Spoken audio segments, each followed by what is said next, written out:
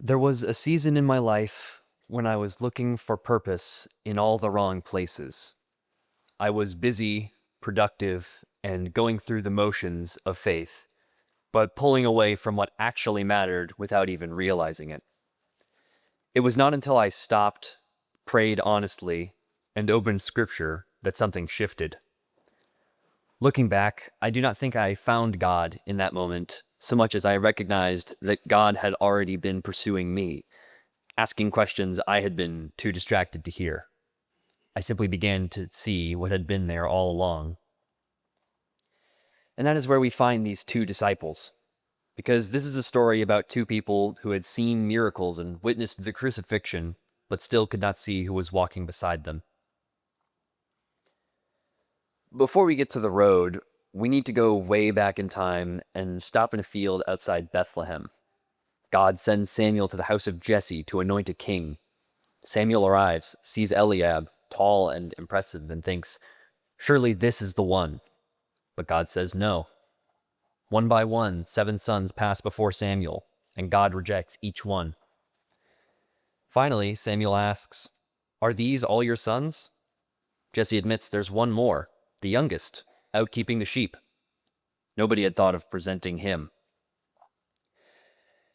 Here's what strikes me. In the passage, God does not say, "I have chosen a king." He says, "I have provided for myself a king."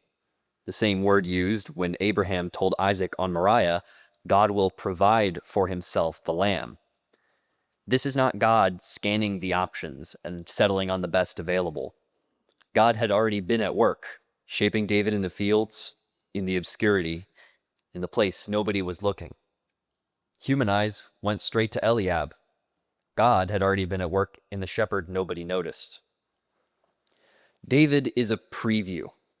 Centuries later, God would provide again a king from an unexpected place, from a carpenter's family in Nazareth, a king whose throne would turn out to be a cross. The greater David, also unrecognized, also hidden in plain sight.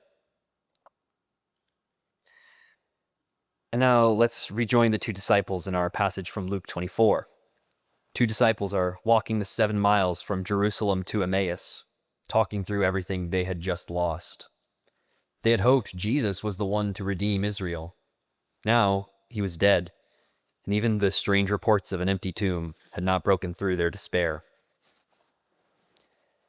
And as they walked, a stranger quietly falls into step beside them and asks them what they're talking about. They stop, and with tears in their eyes, they tell him everything. The remarkable thing is Jesus. He's been walking with them the whole time without them realizing. And here's what I find interesting.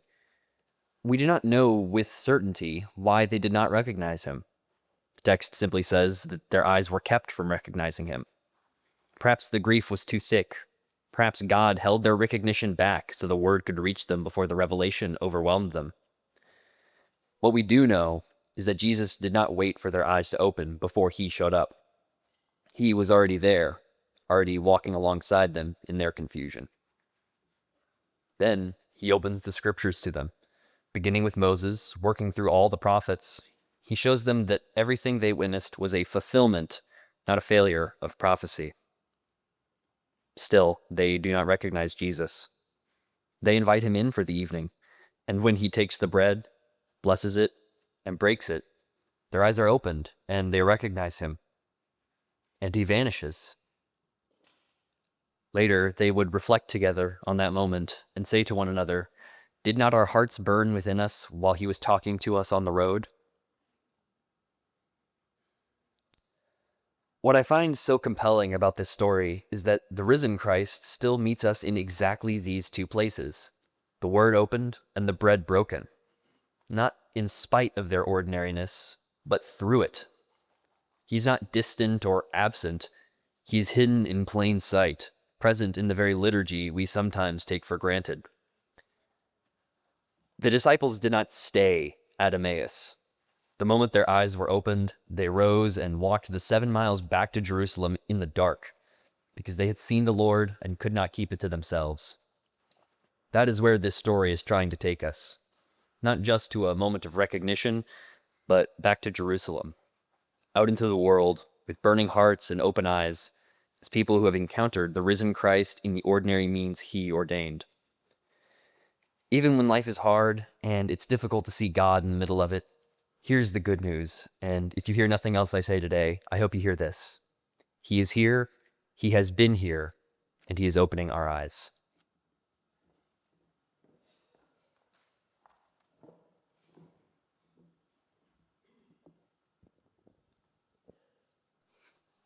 I cannot hear you. Are you calling, or have you simply turned away? I want to follow you, but I cannot find you. I seek your hand, but can only find thorns. Open your curtains, O Lord. Lead me to your light. Send forth your blazing flame and light the world on fire. I'll share your light with others, light their lamps as well. Just guide me to your torch, O Lord, so I can begin my trail. Have you ever heard the song, Jesus Take the Wheel? It's a phrase we often hear in the South when things go horribly wrong. The thing about Jesus is he doesn't take the wheel. He becomes the backseat driver. He helps you, sometimes in ways you want, sometimes in ways you don't.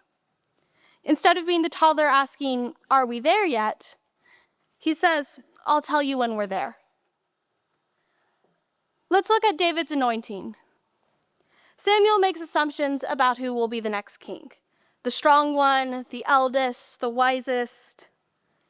But God says, stop guessing and wait for me to say yes. We don't know why God rejected the other brothers. Other than the one line, humans look at the outward appearance, but the Lord looks at the heart. We don't know the brothers' stories and where God led them. What we do know is God told Samuel, stop.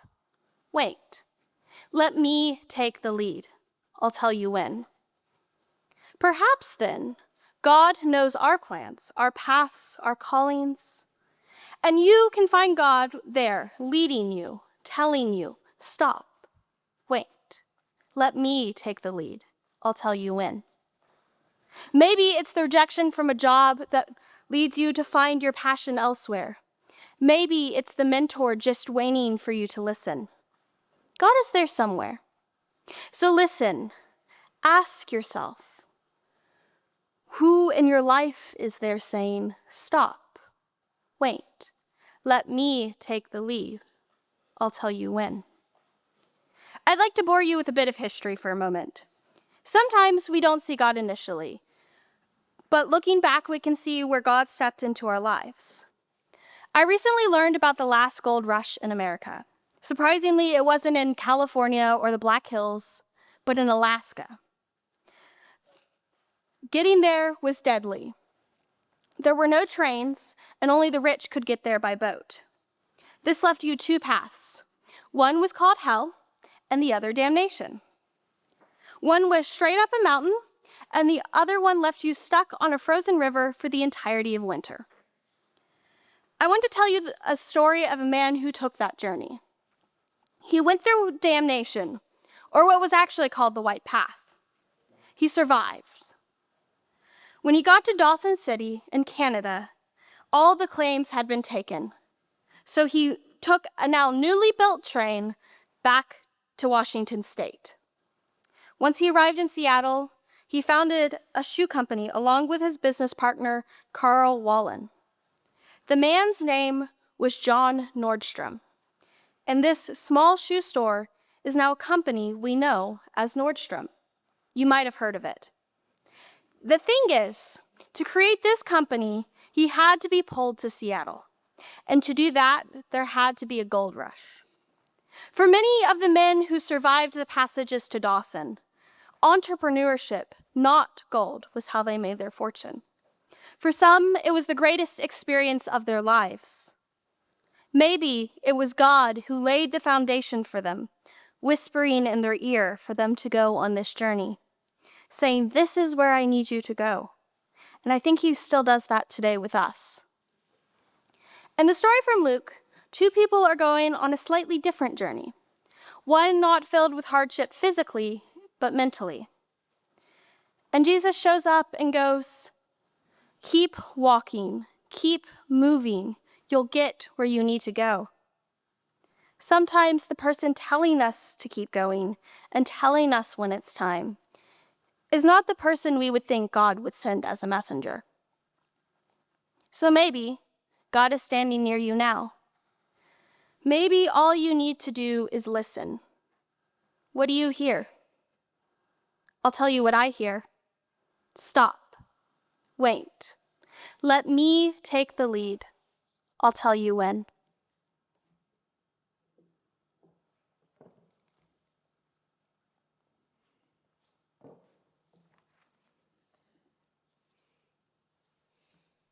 Hello, I just wanted to take a second to introduce myself because most of y'all have never seen me before. My name is Annika, and I'm actually a Lutheran. I know, gasp.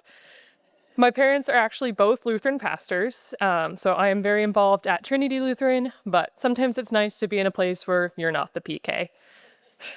And thankfully, for the past 2 years, the First Pres Bible Study on Wednesday nights has been just that kind of place, where I can be who I am and make some new friends with similar values and faith. After all, we're all on the same team.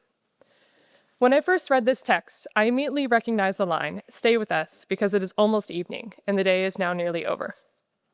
This line comes at a point in the text that the pair invites Jesus to stay with them, even when he is a complete stranger. Despite the scary things that have happened over the last few days for them, they remain open to a stranger and something completely new. And so, in welcoming a stranger, they end up receiving the presence of God by welcoming the actual God of the universe into their home. This line from the text reminded me of the service we sing in my church called Holden Evening Prayer, which originates from Holden Village. Holden Village is a retreat center in the Cascade Mountains of Washington State. It is super remote. You have to take a car, boat, and bus to get there, or a helicopter. It helps people value creation by being close to the earth with a tight-knit, intentional community. The hiking is amazing, everyone takes a turn doing the dishes, and you never know who you might meet. The last time I went, I found out on the boat that I had to prepare a cello audition right after I got back. And of course, I didn't have my cello in Washington. But not only was there a professional cellist in the village that week, we found a cello in a closet that someone had donated that was in great shape. Holden is just amazing. I have been to Holden twice now, when my parents were teaching faculty. Mom and Dad, how does it feel to be shouted out in a sermon now? And one of the worship traditions is a service called Holden Evening Prayer.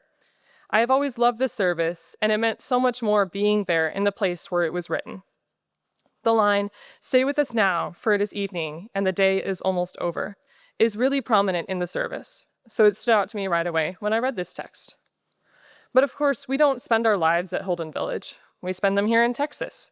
My church sings this service during the Advent season, and we say this line every Wednesday night at dinner before I go to Pastor Josh's for Bible study. Most of the time, I am very happy that the day is almost over, and it feels like an achievement to reach the end of Wednesday. But the point of this line isn't really about an achievement, but instead an invitation to be aware of God's presence. The idea of God staying with me gives me great comfort about leaving home and going off to college to try something totally new, and how to do that as a child of God. It's about extending the kind of invitation I received from Pastor Josh and the other youth. It's about opening myself up even if I am completely afraid of the new. It's about loving our neighbor in a world that is not very interested in loving right now. And it's about living our lives with this constant reminder that God is always there for us so that we can be there for others. In the breathtaking mountaintop times of our lives and on the ordinary Wednesdays, God shows up. I think that the presence of God felt in this text and other touchstones in our lives allow us to be welcoming to a world that needs grace and see where God is hidden in plain sight for us to find.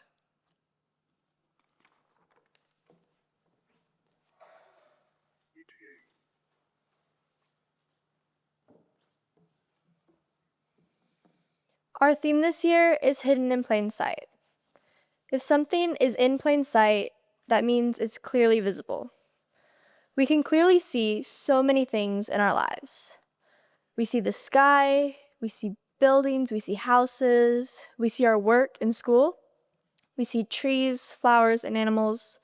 We see the people around us, even right now. But that got me thinking about what I don't see in each of these, what might be hidden, even in what we consider plain sight. What about the birds in the sky, or the different rooms in the buildings, or the nests in the trees? And with people, sometimes we see people in the midst of our day without fully seeing them, you know? Everyone has their own story and perspective. Everyone has things that stress them out or keep them busy. But a lot of this isn't clearly visible to us. It stays hidden. And even with ourselves, sometimes we can get so stuck in our own minds and routines. Do you think this ever keeps things hidden from us? Life can feel so rushed and busy, and this can become so familiar to us that we can often miss what's right in front of us. Like forgetting my dance shoes for dance class because I'm in a rush, or forgetting to go to bed on time even when I'm really tired. Some of these things aren't such a big deal. I can borrow a friend's dance shoes, and I can take a nap tomorrow, but sometimes I worry that missing what's hidden in plain sight is a bigger deal. Like, I sometimes wonder if the busyness and stress of my life makes me miss God's constant presence right in front of me. I wonder if that's what happened with those two men that day. They were traveling together, which is probably something they've done so many times and was probably a part of the familiar and normal routine. And this time, they were traveling from Jerusalem, the big capital city, on the road to Emmaus. But it was after a whole lot had just happened. They had just lost Jesus. They had lost their leader, teacher, and friend. They felt hopeless and worried what this meant for them. They were stressed and busy and trying to keep it all together as they continued to do what needed to be done and go about their daily life. And unfortunately, this too was probably a part of their normal routine. And while they were dealing with all these stressors and trying to stay focused, they were so overwhelmed by what was going on that they literally didn't recognize Jesus walking right next to them. I mean, he was right there talking to them, and you're telling me they had no idea who he was? Unfortunately, this is something that happens to me from time to time.